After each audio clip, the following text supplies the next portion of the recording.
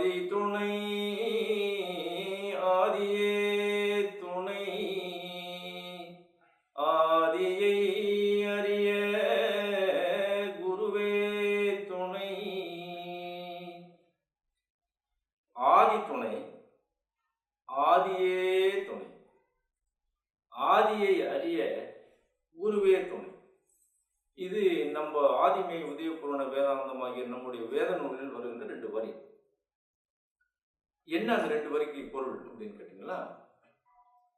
ஆதி ஆதி சிவன் இறைவன், அவங்க தான் நமக்கு துணை. அவங்கள அறியணும்னா குருவே துணை. அந்த சிவன் குரு வடிவம் தாங்கி பூலோகத்துக்கு வர்றாங்க.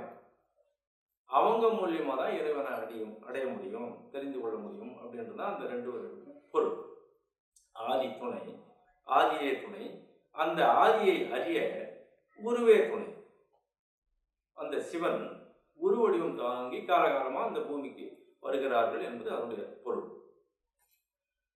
இப்போ நம்முடைய மணிவாசக பெருமான் அவங்களுடைய வேதத்துல திருவாசகத்துல 2 வரி சொல்றாங்க.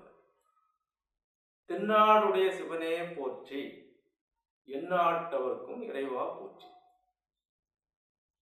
தென்னாட்டை பத்தி அவங்க குறிப்பிடுறாங்க. என்ன தென்னாட்டுல விசேஷம்? வடநாடு என்னாச்சு? வடநாட்டை சொல்லி தென்னாடுடைய சிவன் சொல்றாங்க. அதுக்கு என்ன கருத்து அப்படின்னு கேட்டீங்கன்னா, தென்னாட்டுல தான் கோயில்கள் அதிகம். தடிக்கு விழுந்தா கோயில்கள். கோவில் இல்லாத ஊரில் குடியிருக்க வேண்டாம்னு பழமொழி இருக்கு. வடநாட்டுல கோயில் இருக்கு, தென்னாட்டுல உள்ளது போல இல்லை. அதிகமான கோவில்கள் தென்னாட்டுல தான் இருக்கு. தென்னாடு என்பது ஒரு புண்ணிய பூமி. பரதகண்டத்துல வடநாடை விட தென்னாட்டுல கோயில்கள் அதிகம். சித்தர்கள் முத்தர்கள் அதிகமா அவதாரம் பண்ண பூமி, புண்ணிய பூமி. அந்த காரணத்தினால சிவன் தென்னாட்டுல அவதாரம் செய்ய போறாங்க அப்படின்றத மணிவாசக பெருமான் தீர்க்க தரிசனமா தென்னாடுடைய சிவனை போற்றி, எந்நாட்டவர்க்கும் இறைவா போற்றின்னு சொல்றாங்க. தென்னாடுடைய சிவமே போற்றின்னு சொல்லல, சிவனே போற்றின்னு தான் சொல்றாங்க. சிவம் சிவன் அப்படின்னா என்ன அது பொருள்னு கேட்டீங்கன்னா, சிவம்னு சொன்னா அரூபம், சிவன்னு சொன்னா ரூபம். இன்னு போட்டா ரூபம், இம்மு போட்டா அரூபம். சிவம் அப்படின்னா அரூபம், இறைவன். அரூபத்தில் இருக்க இறைவனை குறிக்கும் சிவம்னு. சிவன்னு சொல்லிட்டோம்னா ரூபம்னு அர்த்தம். மனித தூரம் எடுத்து வருகின்ற குருபெருமான் சிவன் அந்த குருபெருமான் வடிவத்தில் வந்திருக்காங்க அப்படின்றது குறிக்கிறது தான் சிவன். அதனால்தான் தென்னாடுடைய சிவனே போற்றின்னு அவங்க சொல்றாங்க. அவங்க எந்நாட்டவர்க்கும் இறைவனா வர்றாங்க அப்படின்னு மணிவாசக பெருமான் திருவாசகத்துல அழகா சொல்லியிருக்காங்க. அது ஒரு தீர்க்க தரிசனம். அதுபோல தென்னாட்டுல சிவன் அவதாரம் செய்த அந்த அதிசயத்தை பத்தி இப்ப நம்ம பேச போறோம். மணிவாசக பெருமான் அப்படி சொன்னாங்க. தென்னாடு என்பது பறந்து விரிந்த பல மைல்கள், பல ஏக்கர் பரப்புடைய ஒரு பூமி இல்லையா? அதுல எங்க வர்றாங்க, எந்த இடத்துல வர்றாங்க, எப்போ வர்றாங்க, எந்த காலம், எந்த திசை, அவங்க என்ன பண்ணுவாங்க அப்படின்றத வடலூர் வள்ளலார் அழகா சொல்றாங்க. தன்னுடைய 6ஆம் திருமுறை உண்மை பத்திரிகையில அவங்க கையெழுத்து போட்டு சத்தியம் வச்சு அவங்க சொல்றது என்னன்னா 4 கருத்து சொல்றாங்க. அவங்க கோயில் கட்டி அவங்க இருந்த அந்த இடத்துக்கு வடலூர்னு பேர். இயற்கையா அந்த ஊருக்கே வடலூர்னு பேர். அப்போ ஏதோ ஒரு ஊருக்கு வடலூர் தெற்க ஒண்ணு இருக்குது அப்படின்றது காரண காரியமா வடலூர்னு ஆரம்பத்திலேயே வந்திருக்கு அந்த பேர். அப்போ அவர் தீர்க்க தரிசனமா அதான் சொல்றாரு. நமக்கு தென்பாகமாக, வடலூருக்கு தென்பாகமாக வரப்போறாங்க. எடுத்து சொல்றாரு, வடலூருக்கு தென்பாகமா தேடுங்க. தனித்தலைமை பெரும்பதி சிவன், தனித்தலைமை பெரும்பதி என்ற பேர்ல அவங்க வரப்போறாங்க. இன்னும் சொல்லப்போனா நாமத்தை குறிப்பிடுறாங்க. சாலை ஆண்டவர், சாலைக்கு ஆண்டவர்கள் வருவார்கள் அப்படின்னு அந்த உண்மை பத்திரிகை 6ஆம் திருமுறையில வசன பாகத்தில் அவங்க சொல்றாங்க. எப்போ வருவாங்க? இது 29 வருஷத்திற்கு மேல். என்ன பண்ணுவாங்க? அவங்க சகல ஜாதியாரைகளையும் ஒன்னா கூட்டி ஒன்றே குலம் ஒருவனே தேவன்ற செயலை அங்க நடத்துவாங்க. அங்க என்ன கேட்டறியாத கேள்விகள் எல்லாம் நீங்க கேட்கும்படியான இடம் அந்த இடம். இதுவரைக்கும் நீங்க உலகத்தில் கேட்டிருக்க முடியாது. அப்பேற்பட்ட செய்திகளை நீங்க அங்க கேட்பீங்க. அப்படித்தானே இருக்குது மெய்வெளிச்சாலையில. யாராவது இது வரைக்கும் அந்த மாதிரி செய்திகள் நாம் கேள்விப்பட்டிருக்குமா? அந்த மாதிரி அற்புதமான நிகழ்ச்சிகள், செய்திகள் இங்க மெய்வெளிச்சாலையில் கேட்கும்படியாக அந்த இடம் இருக்கும். அது ஒரு புண்ணிய ஸ்தலம். அந்த ஸ்தலம் எப்பேற்பட்ட ஸ்தலம் கேட்டீங்கன்னா, உங்களுடைய தாய், தந்தை, அண்ணன், தம்பி முதலான ஆப்தர்களால் செய்யப்பட்ட உதவி எவ்வளவோ அதற்கு கோடி கோடி பங்கு அதிகமாக உதவி செய்யும்படியான இடம் அந்த இடம் அப்படின்னு குறிப்பிட்டு சொல்றாங்க. இடம் சொல்றாங்க, காலம் சொல்றாங்க, அவங்க நடத்துற செயலை பத்தி சொல்றாங்க, நாமத்தை சொல்றாங்க. இந்த நாமத்துல அவங்க வருவாங்க. துல்லியமா வடலூர் வள்ளலார் அற்பாவில் 6ஆம் திருமுறையில் சொல்லியிருக்காங்க. பகவத்கீதை, பகவத்கீதை ஒரு வேதம் தானே. கிருஷ்ண பெருமான் பகவான் செய்த உபதேசம் யாருக்கு? அர்ஜுனருக்கு போர்க்களத்தில் செய்த உபதேசம். அதுல ஒரு தீர்க்க தரிசனம் அவங்க என்ன சொல்றாங்கன்னா, சாவாது பிறவாது தனி முதலாயிருந்த நான் ஆவாய் உலகுபடும் அழிதுயர் தீர்ப்பதற்காக மேவாது நின்றே என் மாயையினால் மெய்யே போல் ஓவாது வந்து பிறந்திடுவேன் யுகந்தோறும் யுகந்தோறும்.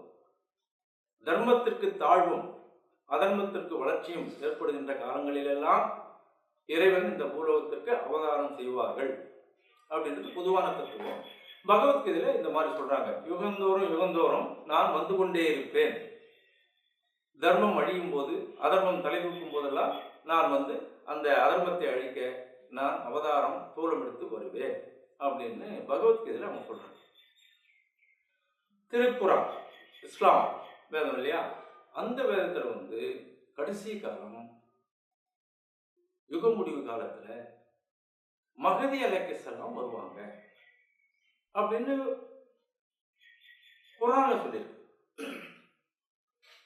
அது ஒரு தீர்க்க தரிசனமா பல இடங்கள்ல கடைசி காலத்துல மகதி அலைஹிஸ்ஸலாம் வருகின்ற எல்லையினுடைய லட்சணம், அதனுடைய அமைப்பு, அவங்க என்ன செயல் நடத்துவாங்க, எப்படி இருக்கு அந்த ஊர், இப்படி எல்லாம் வந்து குர்ஆன்ல அங்கங்க தீர்க்க தரிசனமா இருக்கு. பைபிள்ல தெய்வத்தை பத்தி சொல்றாங்க, இந்த இடத்துல இப்படி இப்படின்னு சொல்லிட்டு அவங்க பைபிள்லயும் அதை குறிப்பிடுறாங்க. எந்த ஒரு வேதமா இருந்தாலும் இந்த எல்லையை பற்றி குறிப்பிடவில்லை என்றால் அது வேதம் அல்ல. இந்த எல்லையை பற்றி குறிப்பிட்டிருந்தா அதுதான் வேதம்கான தெய்வம். எல்லா சர்வ வேதங்களும் சர்வ ஞானிகளும் கை காட்டி சொல்லுகின்ற எல்லை இந்த மெய்வெளிச்சாலை. வேதங்கள் எல்லாம் இதை கை காட்டுது, எல்லா பெரியோர்களும் இதை கை காட்டி இந்த எல்லையில கடைசி காலம் கர்த்தாதி கர்த்தர் வரப்போறாங்க, இந்த மாதிரி செயலை நடத்த போறாங்க அப்படின்னு எல்லா வேதங்களும் சொல்லியிருக்கு. அந்த மாதிரி இறைவன் அவதாரம் எடுத்து தூலம் எடுத்து இந்த பூலோகத்துக்கு தென்னாட்டில் புதுக்கோட்டை மாவட்டத்தில் அண்ணாவாசல் பக்கத்தில் ஊரல் முலைக்காட்டில் மெய்வெளிச்சாலை என்ற கிராமத்தில் வந்த அதிசயத்தை பற்றி இப்போ நம்ம பார்க்கலாம்.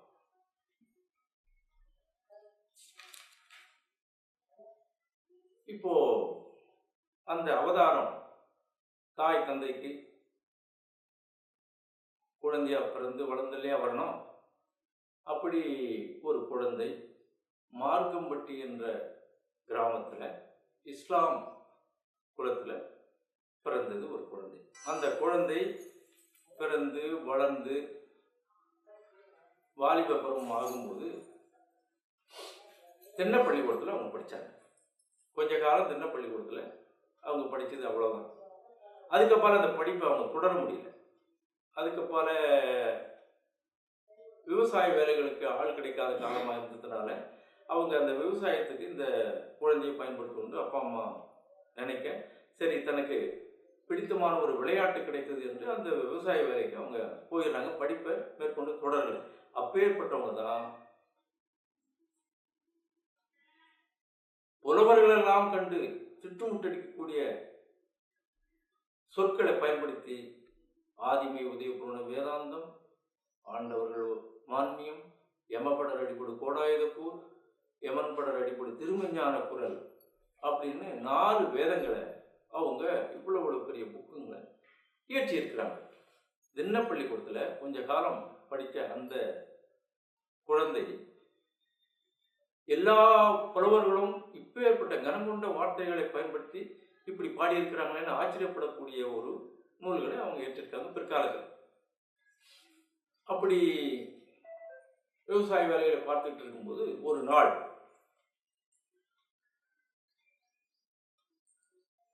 ஒரு பள்ளி வாசல்ல ஒரு ஆலிம்சா பிரசங்கம் பண்றாரு. அதை ஆடு மேய்க்கிற வேலையிலே ஒரு குச்சை பின்னால மறைச்சிக்கிட்டு, ஆடு மேய்க்கிற குச்சை பின்னால மறைச்சிக்கிட்டு அவங்க ஒதுங்கி இருந்து ஜன்னல் வழியா கதவு வழியா என்ன பேசுறாங்க அப்படின்னு கேட்குறாங்க அந்த பாலகர், அந்த குழந்தை. அந்த ஆலிம்சா பேசுறாரு, அநியாய மரணத்தை பற்றி பேசுறாரு. இஸ்ராயேல் சொல்லக்கூடிய யமன் வந்து பீடித்து விட்டால் அநியாய மரணம் வந்துடும். அவன் வந்து பீடிக்க கூடாது, யமன் தொடக்கூடாது, மனிதனை தொட்டுட்டா அது அநியாய மரணம், அதுக்கு நாம ஆளாகக்கூடாது, நியாய மரணத்துக்கு நம்ம ஆளாகணும். அப்படி ஆனாதான் நஜீஸ் வெளியாகாது, முக்தி அடைவோம். அப்படி இல்லாம யமன் கைவசப்பட்டுட்டா அநியாய மரணத்துக்கு ஆளாகி, அவமான சடங்குகளுக்கு ஆளாகி, அலகையாகி, பேயாகி, நரகத்துக்கு ஆளாகிவிடும். அதனால மக்களே, நாம எப்படியாவது அநியாய மரணத்துக்கு ஆளாகக்கூடாது, நியாய மரணத்துக்கு ஆளாகணும் அப்படின்ட்டு அவங்க அந்த பிரசங்கம் பண்றாங்க. அந்த செய்தியை இவங்க மறைஞ்சிருந்து கேட்கறாங்க.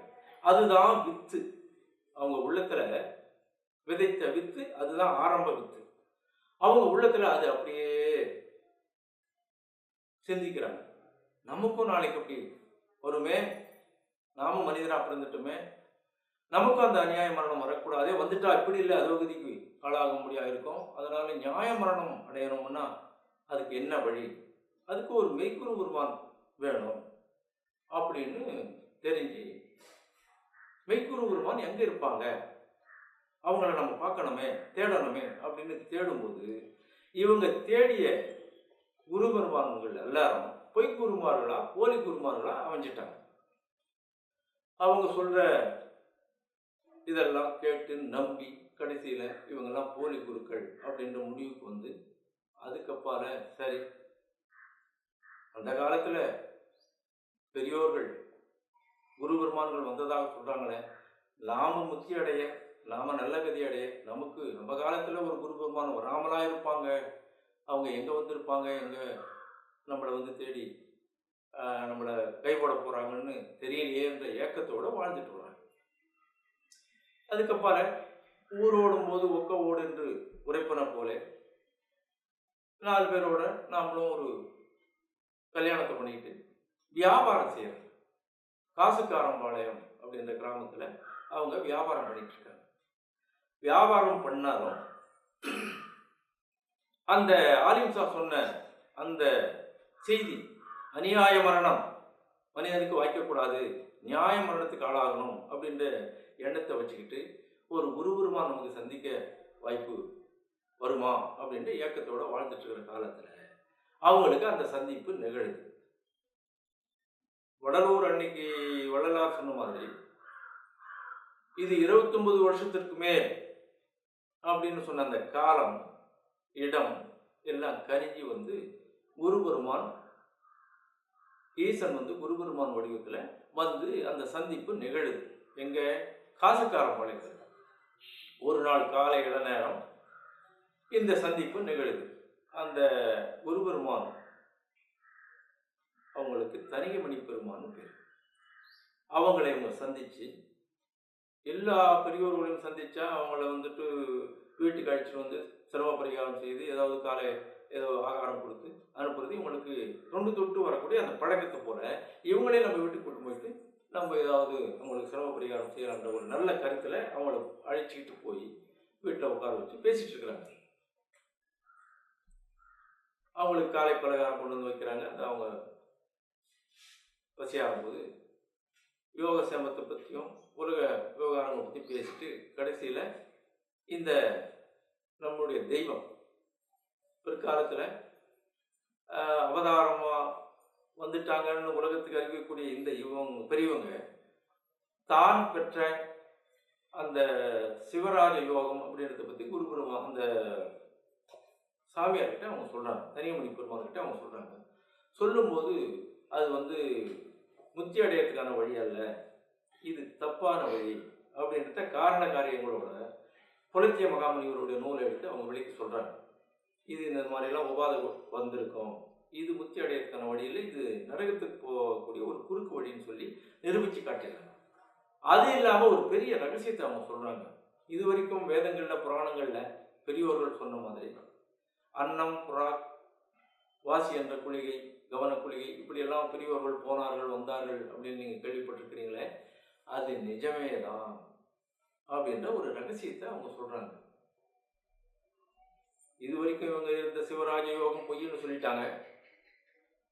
வேதங்களில் சொல்கிற புறாக் அன்னம் வாசி என்ற குதிரை கவனக்குளிகை இதெல்லாம் நிஜம்தான், அப்படி மனிதனால் போய் வர முடியும் தேவநாட்டிற்கு அப்படின்றத இவங்க சொல்கிறாங்கன்னா இவங்க அந்த நாட்டுக்கு போய் போக்குவரத்து உள்ளவங்களாக இருக்கிறாங்க, நமக்கும் அதை படைக்க வைப்பாங்க அந்த பிரம்ம வித்தையை அப்படின்ற ஒரு பெரிய ரகசியத்தை அன்னைக்கு தெரிஞ்சுக்கிறாங்க. அப்போ தான் நாம் இவ்வளோ காலம் எதிர்பார்த்திருந்த அந்த மெய்குரு இவங்களாக இருக்கலாமா அப்படின்னு எண்ணி அவங்கள வணங்கி என்னை நீங்கள் சிஷியனாக ஏற்றுக்குங்க, என்னை ஆட்கொள்ள வேண்டும் அப்படின்னு சொல்லி கேட்குறாங்க, கெஞ்சுறாங்க. அப்படி ஒரு சந்திப்பு ஒரு 3 நாள் நிகழுது. அந்த தனியமணி பெருமான் ஒரு ஊரில் 3 நாளைக்கு மேலே தங்க மாட்டாங்க. 3 நாளுக்கு பிறகு நான் கிளம்புறேன்றாங்க. நீங்கள் இவ்வளோ தூரம் எனக்கு எல்லா உபதேசமெல்லாம் செய்து என்னுடைய ஆவலெல்லாம் பூர்த்தி செய்து வச்சிங்க, இப்போ நீங்கள் கிளம்புறேன்னு சொல்கிறீங்களே, என்னுடைய கதி என்ன? நானும் உங்களோட கூட வர்றேன், நீங்கள் வர்றதை பற்றி எனக்கு ஒன்றும் இல்லை, வாங்க போகலாம் அப்படின்னு ஒத்துக்கிறாங்க. அந்த நேரத்தில் தீரத்துறவு பூண்டு தன்னுடைய இளம் குழந்தை, இளம் மனைவி, சொத்து சுதந்திரம், வீடு வாசல், வியாபாரம் சாபாரம், பணம் நகை எல்லாத்தையும் அப்படியே விட்டுட்டு சிக்கனை பிடித்தேன் எங்கெழுந்தருளோதி நீ என்னும் மணிவாசகர் சொல்ற மாதிரி சிக்கனு அந்த குருபெருமானை பிடிச்சுக்கிட்டு அவங்களோட புறப்பட்டு போயிட்டாங்க. அப்படி பலகாலம் அவங்களோட கூட அகிலவரம் வருகின்ற காலத்தில் அவர்கள் பெற வேண்டிய எல்லா மேல் தீட்சைகளை எல்லாம் பெற்று எல்லா ரகசியங்களையும் தெரிந்து அவங்களோட நகையும் சதையும் போல நிழலும் உருவம் போல தொடர்ந்து பல ஆண்டுகள் வருகின்ற காலத்தில் எல்லாம் பூர்த்தியாச்சு.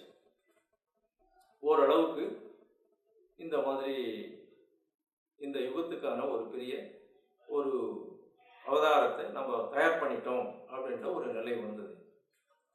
அந்த சின்ன வயசுல இந்த நம்முடைய தெய்வத்துக்கு கிழாமக்காரர் வருவார், அவர்கிட்ட பிடிச்சி கொடுத்துருவேன் அப்படின்லாம் சொல்லி பயம் காட்டிருக்காங்க. அதுக்கு இவங்க பயந்துருக்காங்க. அது யார் கிழாமக்காரர், அவர்கிட்ட நம்ம பிடிச்சி கொடுத்துருன்னு சொல்லி பயம் காட்டாங்க அப்படின்னலாம் நான் நினைச்சது உண்டு. ஆனால் பிற்காலத்தில் நானே தான் அந்த கிழாமக்காரன் எனக்கு தெரியாது அப்படின்னு ஒரு நேரம் சொல்லியிருக்காங்க. அப்புறம் மதுரையில் ஆடு மேய்க்கிற ஒரு பணியை 1 வருஷ காலம் ரெட்டியப்பட்டியில் எடுறாங்க. அந்த பணியை அவங்க முகம் போடாமல் தனக்கு கிடைச்ச ஒரு பெரிய ஆபரணம் மாதிரி தொழில் ஆபரணத்தை ஆசையோட அதை கை கொள்றாங்க. அந்த 1 ஆண்டு முடிந்த பிறகு திருப்பரங்குன்றம் மலை குகையில் தவத்தினருக்கென்ற அமைந்த அந்த ஒரு குகையில் இன்னென்ன மாதிரி இருந்து நீங்கள் தவம் செய்து பூரண சன்னதங்களை பெறணும் அப்படின்ற ஒரு அருந்தவ கட்டளை இட்டாங்க. அதன்படி அவங்க பல ஆண்டுகள் அங்கே தவம் இருக்கிறாங்க. தவம் தவம் அப்படின்னா என்னன்னா, அன்ன ஆகாரம் இல்லாம மூச்சு ஓடாம ஒரே நிலையா ஒரு பெருமானையே சிந்திச்சு அமர்ந்து உடல் இளகி எலும்பு உருகி இறைவன் அந்த தவம் செய்கிறவங்களுடைய கரங்களில் ரேகைகளாக சன்னதங்களை பதிக்கிறது தான் தவம். அந்த மாதிரி ஓரிரு சன்னதங்கள் பெற்றவர்கள் இதுவரைக்கும் வந்த பெரியவர்கள். ஆனால் நம்ம தெய்வம் 12 சன்னதங்களையும் தன்னுடைய இரு கரங்களிலும் பெற்று வந்தார்கள். இப்போ உலகத்தில் சாமி சிலைகளுக்கு வேலு, சங்கு, சக்கரம், உடுக்கை, பராங்குசம் இந்த மாதிரியான சன்னதங்களை வைத்திருக்கிறது நம்ம கோயில்களை பார்க்கணும். அது கொலைக்கருவின்னு உலகத்தில் நினைக்கிறாங்க. ஆனால் அதனுடைய தத்துவம் என்னன்னு கேட்டிங்கன்னா, கை தாங்கி வருவார்கள் அப்படின்னா அந்த கையில் ரேகையாக தாங்கி வருவார்கள் அதனுடைய தத்துவம். அந்த மாதிரி அந்த திருப்பரங்குன்றத்தில் உடல் இளகி எலும்பு உருகி கடும் தவம் செய்ததனுடைய விளைவாக இறைவன் பதித்த முத்திரை தான் இந்த இரு கரங்களிலும் அவர்களுக்கு கிடைத்த சன்னதங்கள். அந்த சன்னதத்தில் ஒரு பெரிய சன்னதம் தான் கிள்ளாமம் என்ற சன்னதம். அந்த சன்னதம் இதுவரைக்கும் எந்த பெரியவர்களும் பெற்றதில்லை. அதாவது இது எப்படி சொல்லணும்னு கேட்டீங்கன்னா, ஒருத்தர் எம்எஸ்சி படிச்சுட்டார் அப்படின்னா எம்எஸ்சி அப்படின்னு ஒரு பேர் போடுவார், அவ்வளோதான் போடுவார். அப்போ எம்எஸ்சி படிச்சிருக்கிறாருன்னா அவர் 8வது படிச்சிருக்கிறாருன்றது இயல்பா தெரியும். எஸ்எஸ்எல்சி படிச்சிருக்கிறாரு, +2 படிச்சிருக்கிறாரு அப்படின்றதெல்லாம் சொல்லணுமா? இதெல்லாம் கடந்து தானே எம்எஸ்சி வந்திருக்க முடியும், பிஎஸ்சி வந்திருக்க முடியும். அப்படின்றதுக்காக பிஎஸ்சி போட்டால் இதுக்கெல்லாம் நடக்கும். அந்த மாதிரி இந்த கிள்ளாமம் பெற்று விட்டார்கள் அப்படின்னா அதுக்கு கீழே இருக்கிற எல்லா சன்னதங்களையும் அவங்க பெற்றார்கள் அது அர்த்தம். இதுதான் டாப். இந்த சன்னதம் இந்த இடத்துல அவங்களுக்கு சன்னதமாக இறைவன் பதிச்சிருந்தாங்க.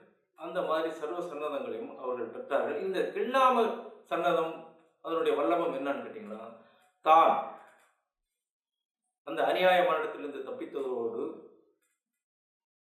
யமன் கிட்டிருந்து தப்பித்ததோடு, மற்றவர்களையும் தன்னை அண்டியவர்களையும் அந்த யமன்கிட்டிருந்து காப்பாற்றக்கூடிய வல்லபம் பெற்று வருவதுதான் இந்த கிள்ளாமத்தினுடைய வல்லபம்.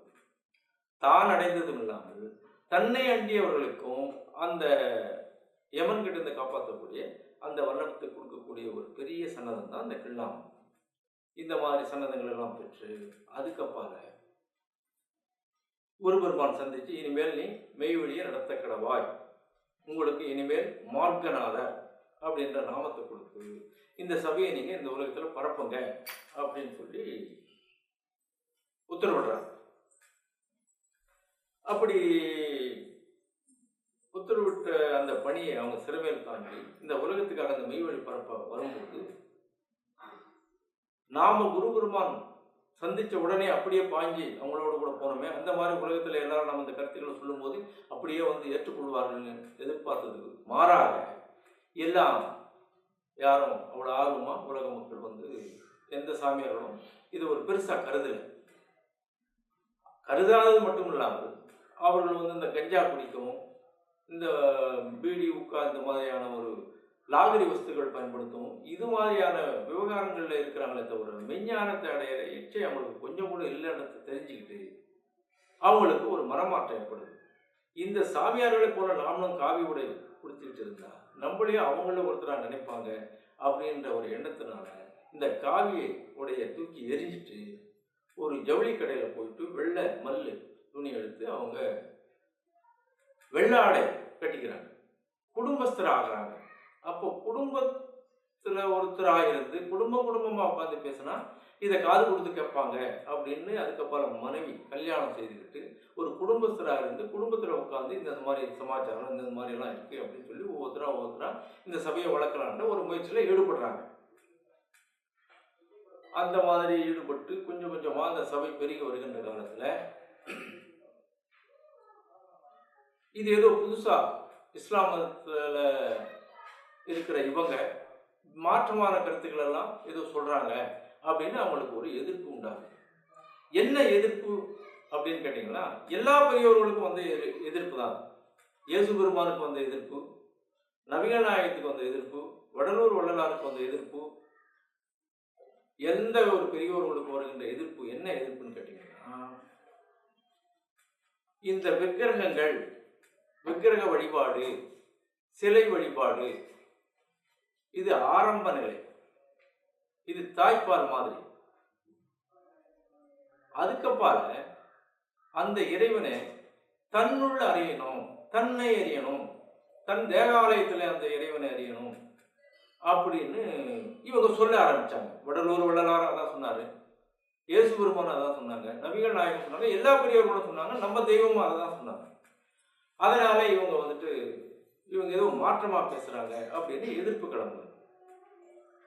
அதனால இவங்களை பத்தி பொய்யான புகார்கள் எல்லாம் நோட்டீஸ் எடுத்து போடுறது, செவுத்துல வந்து இந்த மாதிரி அந்த மாதிரின்னு சொல்லிட்டு தவறான வாசகங்களை மெய்வழி ஆண்டவங்களை பத்தி எழுதுறது. அது ஒரு நேரம் திருப்பத்தூர்ல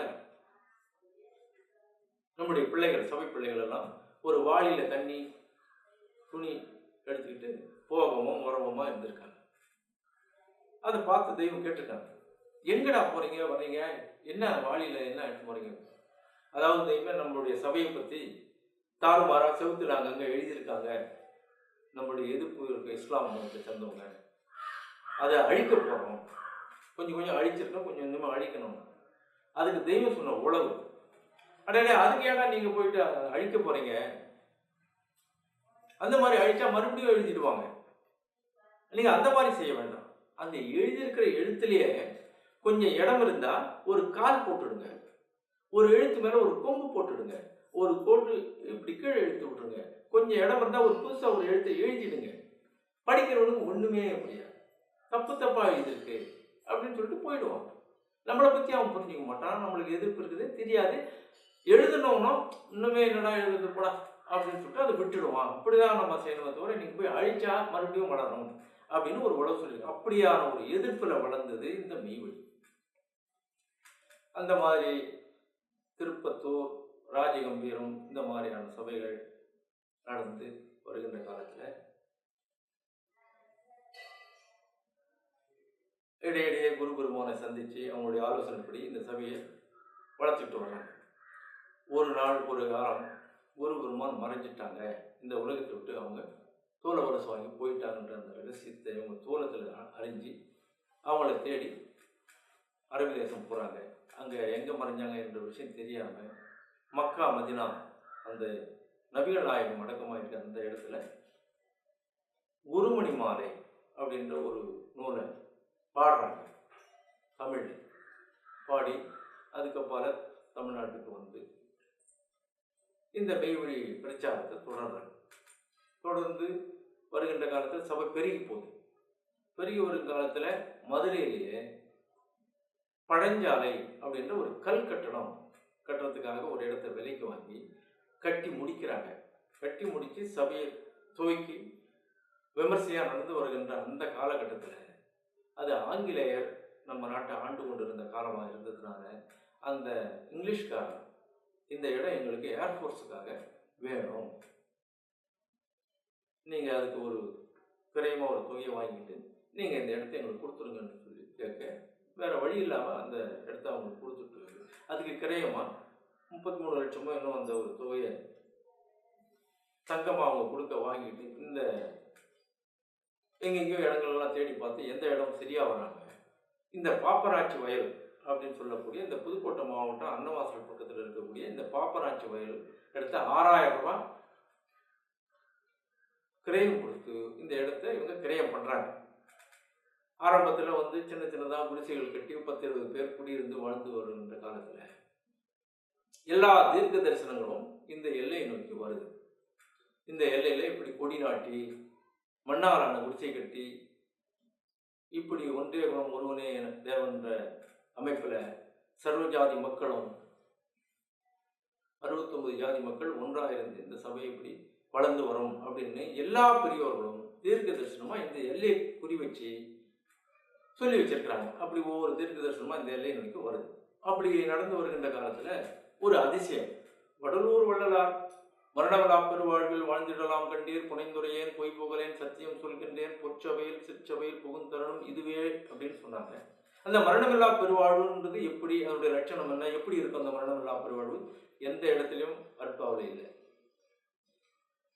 இறந்தவரை எடுத்திடும் போது அகற்றுகின்ற உலகில் இரவாத பெருமரம் நீர் ஏன் அடைய மாட்டேன்னு கேட்கிறாரு. அப்ப இரவாத பெருமரம் அடையிறதனுடைய லட்சணம் எப்படி தெரியல. என் மார்க்கம் இறப்பொழிக்கும் சன்மார்க்கம் தானே அப்படின்னு சொல்றாரு. அந்த இறப்பொழிக்கும் சன்மார்க்கத்தில் சேர்ந்தா இறப்பை ஒழிக்கணும் இல்லை, இறப்புன்னா எப்படி, இறப்பு இல்லாமல் இருக்கிறது எப்படின்னு அந்த அருட்பாவில் எங்க தேடினாலும் இல்லை, அந்த காலத்தில் அது வரல. அதனால வடலூர் வள்ளலாறு இறந்தவர்கள் திரும்பவும் எழுந்து ஒரு காலம் வரும், இறந்தவர்கள் எழுந்து வருவாங்க, உயிரோடு செத்தாரெல்லாம் எழுவார் என்று கைத்தாளம் போடு இப்படியெல்லாம் பாடுறாங்க. அதனால அந்த சன்மார்க்கத்தை சேர்ந்த மக்கள் எல்லாம் இறந்த பணத்தை கொண்டு வந்து போட்டு இதை எழுப்புங்க சொல்றீங்களே, எழுப்புங்க அப்படின்னு சொல்லும்போது இது என்னால் ஆகக்கூடிய காரியம் அல்ல, செத்தவர்கள் பற்பலரும் இங்கு எழுந்து வருதல் இங்கு எத்தால் முடியும் எனில் எம்மவரை எசித்தாம் அருட்பெருஞ்சோதி அதனால் முடியும் அப்படின்னு அவங்க அதுக்கு விளக்கம் கொடுக்குறாங்க. தனித்தலைமை பெரும்பதி ஆகிய அருட்பெருஞ்சோதி வருகின்ற காலத்துல அந்த இறந்தவர்கள் எழுந்து வருகின்ற அந்த அதிசயம் நடக்கும். அங்க கேட்டறியாத கேள்விகள் எல்லாம் கேட்க முடியாத இடம் அந்த இடம் அப்படின்னு சொன்னதுக்கு ஏற்ப இந்த பாப்பராட்சி வயலில் மெய்வழிச்சாலை என்ற ஒரு அமைப்பு உருவாகி நடந்து வரும் காலத்துல சபை பெருகி ஆயிரக்கணக்கான சிஷ்யர் குழாங்கள் வளர்ந்து வருகின்ற காலத்துல இங்கேயே குடிபதியா இருக்கக்கூடிய அனந்தரில் ஒருத்தர் மெய்வழி நட்சத்திர அனந்தர், அவருடைய குமாரர் இளைய குமாரர் ஒருத்தர், அவரு சிறு பாலகன். நம்முடைய மூத்த சகோதரர் செக்ரட்டரி மெய்வழி நட்சத்திர அனந்தருடைய இளைய குமாரன் ஒரு பாலகன். அவன் தெய்வத்தோடு கூட எப்பவும் ஓடி விளையாடி அப்படி துள்ளி தெரிந்து கொண்டிருக்கிற அந்த பாலகன் திடீர்னு உடம்பு சரியில்லை படுத்தபடியா இருக்காரு அப்படின்னு சொல்லி கேள்விப்பட்டு ஒரு நாள் நட்சத்திரம் இருந்தது தெய்வத்துக்கிட்ட வந்து அந்த குழந்தை பேரை சொல்லி அடக்கமாயிட்டாரு அப்படின்ற செய்தி சொல்றாங்க. தெய்வம் ஆலயத்தில் இருந்து அப்படியா அப்படின்னு அவங்க எப்பவுமே அடக்கமானவங்களை வந்து நேராக பார்த்தது கிடையாது. ஆலயத்திலே இருப்பாங்க, எப்பவுமே அடக்கம் தான் பண்ணுவாங்க. ஆனால் தெய்வம் இந்த ஒரு நிகழ்ச்சிக்கு மட்டும் ஆலயத்திலிருந்து நேராக விடுதிக்கு வர்றாங்க. நட்சத்திரங்களுடைய விடுதிக்கு வந்து அந்த பாலகனுடைய பேர் சொல்லி அழைக்கிறாங்க. அழைக்கும் போது அந்த குழந்தை கண் திறந்து பார்த்து அவங்களுக்கு நமஸ்காரம் பண்ணுது. அந்த ஒரு நிகழ்ச்சி நடந்த உடனே சரி நீ வந்த வேலை முடிஞ்சது, நீ பொறுப்பு அப்படின்னு தெய்வம் உத்தரவு கொடுக்கும். படிப்படி அவங்க அடங்கிடுறாங்க. அந்த பாலகன் அதாவது அடக்கமான ஒருவர் மறுபடியும் உயிர் பெற்று எழ முடியும் அப்படின்ற காலகட்டம் வரும் அப்படின்னு வள்ளலார் சொன்னதுக்கு ஏற்ப இந்த மெய்வழிச்சாலையில அன்னைக்கு அந்த செயலை நிகழ்த்தி காட்டினாங்க. அடக்கமாயிட்டாங்க. அவங்க வந்து இன்னாரு பேரை கூப்பிட்டு அடைக்கும் போது அவர்கள் மறுபடியும் உயிர் பெற்று அவர்களை பார்த்து நமஸ்காரம் பண்ணி சிறிது நேரத்தில் மறுபடியும் அவங்கள நீ வந்த வேலை முடிச்சு, அதாவது என்னால் இறந்தவர்களை எழுப்ப முடியும் அப்படின்ற செயலை முன்மூலமா நிரூபிக்க இந்த நிகழ்ச்சி நடந்தது அப்படின்னு சொல்லி அவங்கள அடக்கம் பண்ணிட்டு அப்புறம் மண்வெளி பண்ணாங்க. இந்த மாதிரியான ஒரு நிகழ்வு ஒரு அதிசயம் இல்லையா? அதிசயாதி அதிசயம், அருமையிலும் அருமையான அதிசயம். அப்போ வடலூர் வள்ளலார் அன்னைக்கு சொன்னாரு, பைபிள்ல சொல்லியிருக்குது இறந்தவர்கள் எல்லாம் திரும்ப எழுந்து வருவார்கள், குரான்ல சொல்றாங்க, வள்ளலார் சொல்றாங்க, பகவத்கீதையில சொல்லி எல்லா வேதங்களையும் சொல்லியிருக்கும் போது டே ஆஃப் ஜட்ஜ்மெண்ட்டுக்கு பிறகு, அதாவது தீர்ப்பு நாளுக்கு பிறகு இறந்தவர்கள் எல்லாம் திரும்ப எழுந்து வருவார்கள் எல்லா வேதங்களும் சொல்றாங்க. அந்த காரியம் இந்த செயல் இந்த மெய்வழிச்சாலையில நம்முடைய தெய்வம் நிகழ்ச்சி அன்னைக்கு காமிச்சாங்க. அந்த மாதிரி நிகழ்ந்து வருகின்ற காலத்துல நான் ஒரு புரட்டாசி திருவிழாவுக்கு இந்த எல்லையை நோக்கி வந்தேன். இந்த புண்ணிய பூமியை நான் வந்து தொட்டேன். அந்த புரட்டாசி திருவிழாவில் தான் முத நான் வந்து தெய்வத்தை சந்திச்ச திருவிழா.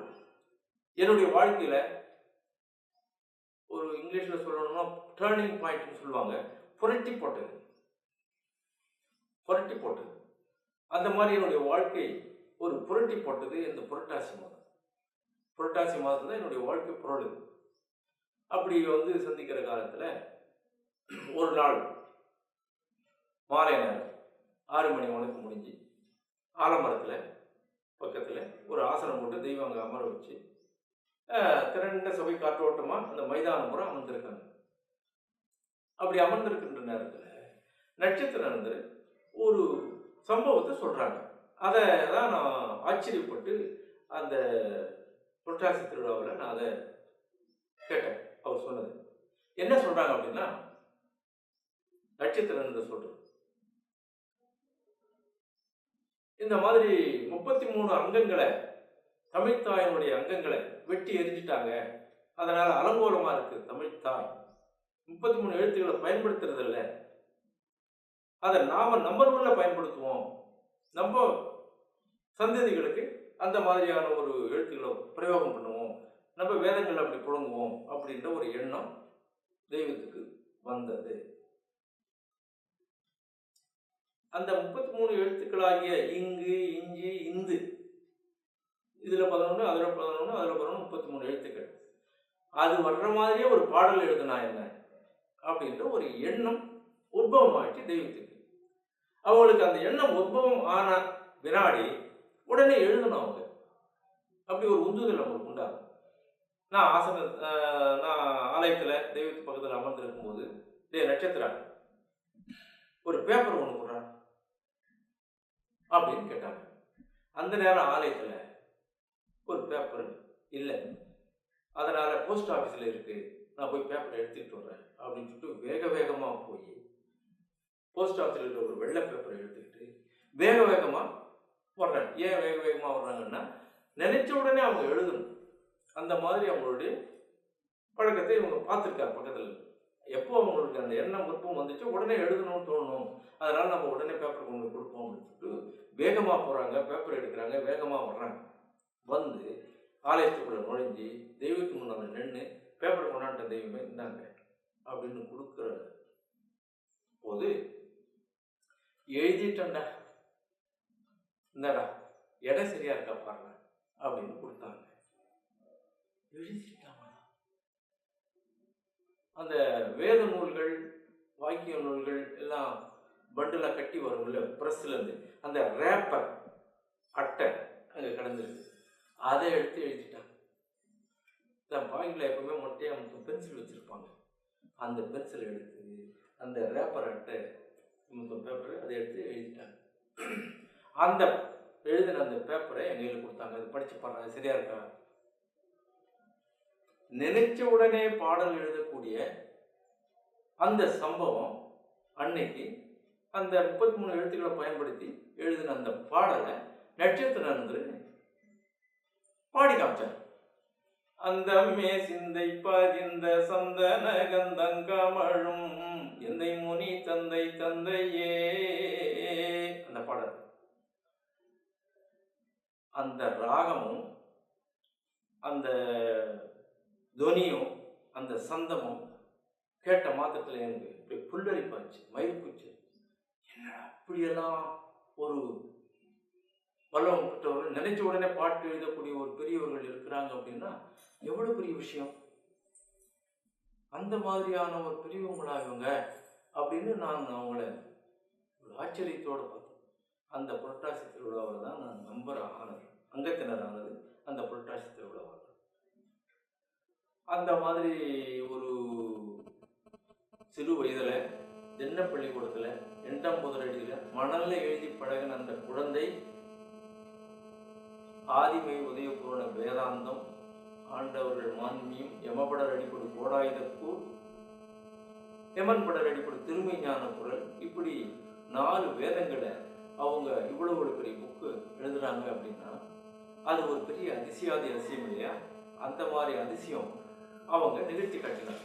அப்படி நடந்து வருகின்ற காலத்துல தன்னுடைய மெய்யடியார்கள், அங்கத்தினர்கள் அவங்களுடைய வயது வாழ்நாள் முடிஞ்சு அடக்கமாகறாங்க. அடக்கமாகும்போது அவங்களுடைய தேகத்துல பல அடையாளங்கள் ஆச்சரியகரமா இருக்கு. ஒன்னொன்னு அப்பப்போ வந்து தெய்வத்துக்கிட்ட சொல்றாங்க, தெய்வமே அடங்கிட்டாங்க, ஆனாலும் உடம்புல சூடு இருந்தது அப்படின்னு ஒரு குறிப்பை சொல்றாங்க. அப்படியா? எழுதுறாங்க, அடக்கமானா சூடு இருக்கும். பணபாரம்னு சொல்லுவாங்க இறந்துட்டா, ஆனா இத பிம்பத்தை தூக்கும் போது பூக்குடி தூக்குற மாதிரி லேசா இருந்தது. அப்படியா? அதை எழுதினார். இந்த நெட்டி உடைச்சு பார்த்தோம் அடக்கமானவனுக்கு, இந்த நெட்டி சவுண்டு வந்தது தெரியும். இப்படி வந்ததா, அதை எழுதிக்கோ அப்படின்னா. முகத்துல வேர்வை வந்தது. வேத நூல்களை படிக்க படிக்க வேர்வை வந்தது. சிரிச்ச முகமாயிட்டாங்க. அடக்கமாவதுக்கு முன்ன கருப்பா இருந்தது, இளமை பூத்து பசுமஞ்சள் வர்ணமா ஜொலிச்சது. அப்படின்னா நடக்குதா, எழுதிக்கிடா வேதத்துல அப்படின்னாங்க. ஊனா இருந்தாங்க. முடியாம இருக்கும்போது அடக்கமானவர்கள் நேரம் ஆயிட்டாங்க. இப்படி எல்லாம் கூட நடக்குதா, அடக்கமான இப்படி எல்லாம் கூட இறைவன் கருணை இப்படி எல்லாம் நடக்குமா, சரி அதை எழுதிக்க அப்படின்னு ஒரு அடையாளமா ஒவ்வொருடைய ஜீவ பிரயாணத்துல நடக்க எழுதுனதுதான் இந்த 10 அடையாளம். அதுல பிராதனமான, அதாவது ஒரு முக்கியமான அடையாளம் அடக்கம் அமரர்கள் உய்க்கும் அப்படின்னு திருவள்ளுவர் சொன்னது போல, அடக்கமாயிருக்கும், மறைவிடம் சுத்தமாயிருக்கும். ஆணா இருந்தாலும் பெண்ணா இருந்தாலும் மறைவிடம் சுத்தமாயிருக்கும். பெண்ணுக்கு சுரோணி ஜலம் வராது, தீட்டு வராது, ஆணுக்கு வெளியாகாது. இப்படின்றதான் தத்துவம். இதுதான் இஸ்லாம் மதத்துல நஜீஸ்ன்னு சொல்றாங்க, அடிக்கழுவுதல் சொல்றாங்க. இந்த மாதிரியா நஜீஸ் வெளியாகி தீட்டு வெளியாகிட்டால் குளப்பாட்டணும் அப்படின்ற பழக்கம் இப்ப தொட்டு கிராமத்துல வருது. ஏன் குளப்பாட்டணும்னு கேட்டா தெரியாது. இதனாலதான் குளப்பாட்டணும். இவர் குளப்பாட்டி அதை எதுவும் பரிசுத்தமாக்குற மாதிரி அது நடந்து முடிஞ்சு போச்சு, அசூசி ஆயிடுச்சு.